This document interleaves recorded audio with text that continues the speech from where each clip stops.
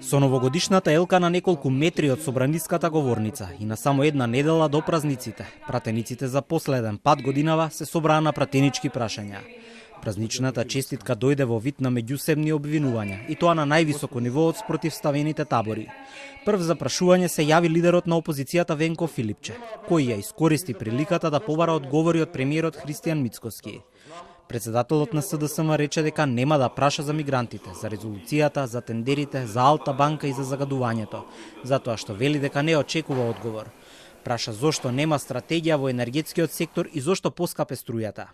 Зошто сега мора да има поскапување на струјата за граѓаните, која што ќе повлече и други поскапувања, разна цените, како ја водите држава, како сме заглавени и очигледно сме го напуштиле патот на евроинтеграција, како немате намера ниту една политика да имплементирате да граѓаните им го лесните животот во контекстот на длабокото.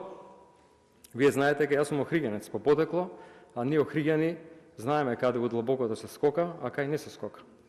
А вие очигледно веќе сте скокнале, како ќе испливате, не знам, вие мислите му. Во прашањето на Филипче, премиерот препозна интересна пиар стратегија за начинот на поставување на прашањето. Мицкоски иронично кажа дека наликува на левица од AliExpress. Не знам зошто мене ми го поставувате ова прашање. Предпоставувам, треба да му го поставите на Марко Беслимовски, чиј што брат сега ви е соработник во извршниот комитет или како ви се вика одбор на СДСМ.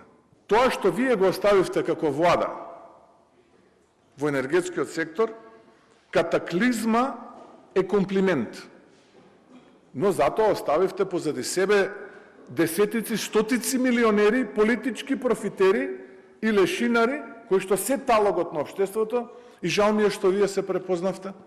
Зошто вие се препознавте? Вие се чувствувате како талог?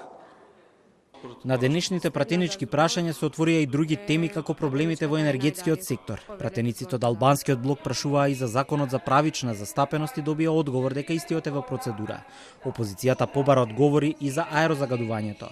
Премиерот Мицкоски во еден од одговорите порача дека процедурата за избор на државниот обвинител во собранието треба да заврши за 2 месеци.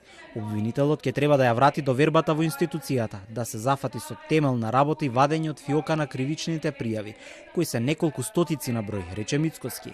Покрај изборот на новиот обвинител во 2026 година се очекуваат и процедурите за кривичниот законник, како и новиот изборен законник.